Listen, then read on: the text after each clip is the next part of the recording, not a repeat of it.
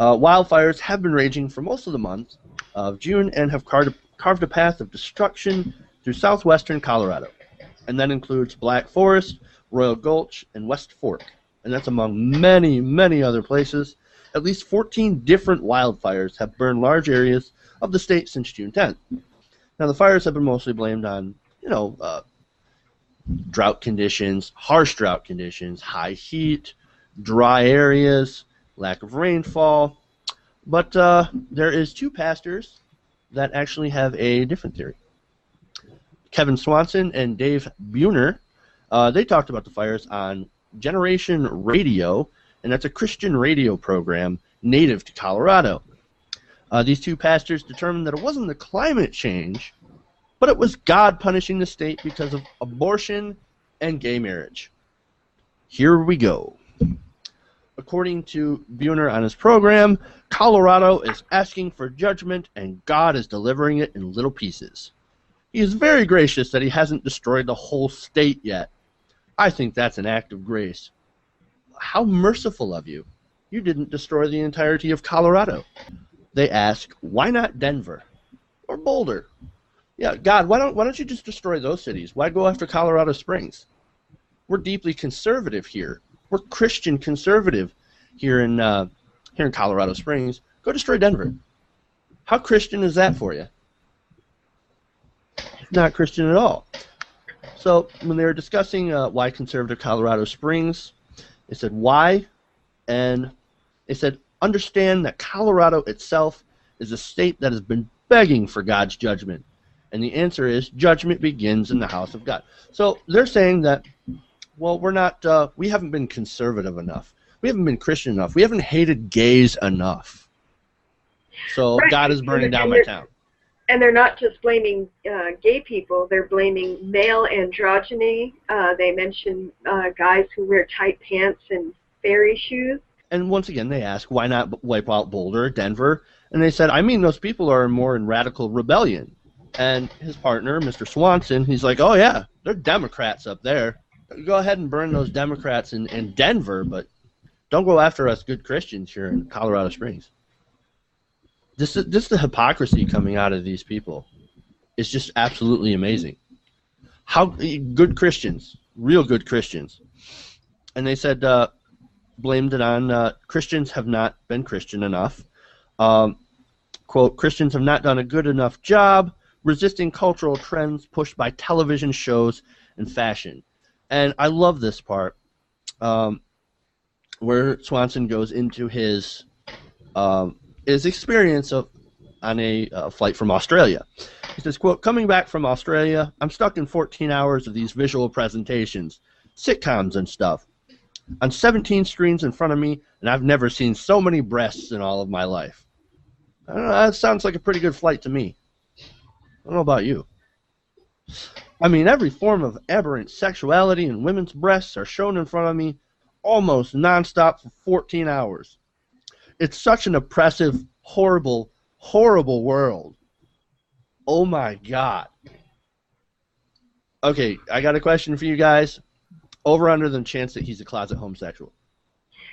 Oh, there's no way that he's not homosexual. I mean, what straight man is horrified by a woman's breasts? And that's no insult to gay men, and there are plenty of gay men that can handle the sight of women's breasts. But the reason gay men don't care about breasts, really. But the reason that this makes him so uncomfortable is because even though he's gay, the problem is that he can't admit it. That's the problem. So he's lying to himself. So seeing breasts makes him uncomfortable. So he has to, take it out on the breasts. I'm going to vote not gay, but porn addict. Oh, I like that. That's a good theory. I like that. And the unique kind of porn that is associated with breasts. Oh, so he's got a booby fetish. Interesting. You actually might sway me towards that. Right now, I'm thinking about 50-50. Yeah, it is possible that he could just be overly ashamed of his own urges. Yeah, well, that's one thing that they definitely teach in church is shame. Mm-hmm. So, but here's the part about androgyny that you brought up. He says, I brought up androgyny and how many young boys are running out and doing the metrosexual thing. With the skinny pants and the little fairy shoes. They don't want God, or they don't want to look like a man. And God is just so upset. Yes, God is upset that you wear fairy shoes, so he's burning down your town. And the fact that they shave, I remember reading that in the article too. The fact that men shave and don't have hair on their faces as God intended is also pissing God off. And women who wear pantsuits. Yeah, pantsuits. And that goes into the next thing that they blame for the wildfires is feminism. Feminism has corrupted our women. New York City women garment workers in the 20th century who wore hats to signify that they were earning their own money and thus financially independent, because they don't want that. They don't want financially independent women, obviously. Women in the 1980s adopted a male style of dress, ties, tailored skirt shoes, shoulder pads, in order to gain a foothold in the male-dominated world of business. And Carol Moseley Braun, the first African-American woman elected to the U.S. Senate, wore a pantsuit on the Senate floor in 1993, ending the Senate's ban on women wearing slacks. I did not know that it took until 1993 to say that, if you want to wear pants on the Senate floor, that's fine. I know. That's insane, isn't it? Random fact. Very crazy. Random fact, it's still not permitted in the House for you to wear hats. So remember that woman congressman who has a nice collection of hats that she wanted to wear? Not allowed. That sucks. Also, the openly gay state House majority leader kissing his partner is also indirectly to blame for God's wrath. Of course. So it's not climate change. No. It's not dry. It doesn't even have to be climate change. It could be just dry conditions. That area is prone to wildfires even without the effects of climate change. But no, we're still going to blame it on gay people. I've changed my vote, by the way. I'm going to go with transgendered porn addict with very nice breasts. Well, so he finally asks at the end, he says, do you resist feminist trends? Do you argue with it? Do you find ways to oppose it? Or do you just succumb to it and kowtow to feminism? Yes, you're allowing women to wear pantsuits in the office. That's you apparently kowtowing to feminazis. How crazy How do these men ever get laid? Isn't God weird? I mean, a woman wore a pantsuit in the 1960s, and he's burning Colorado. God is still pissed. He just found out about it, like me. So apparently God gets information the same way I do.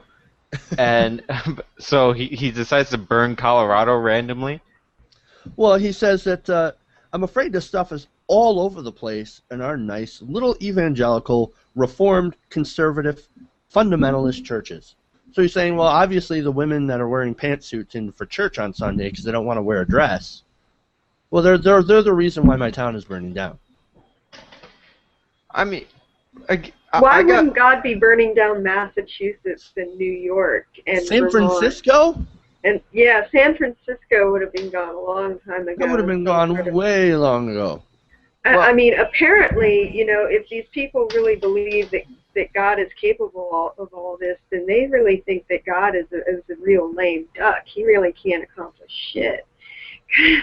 Well, to be fair, even his wrath is half-assed. To be fair, he hasn't even smited any gay people.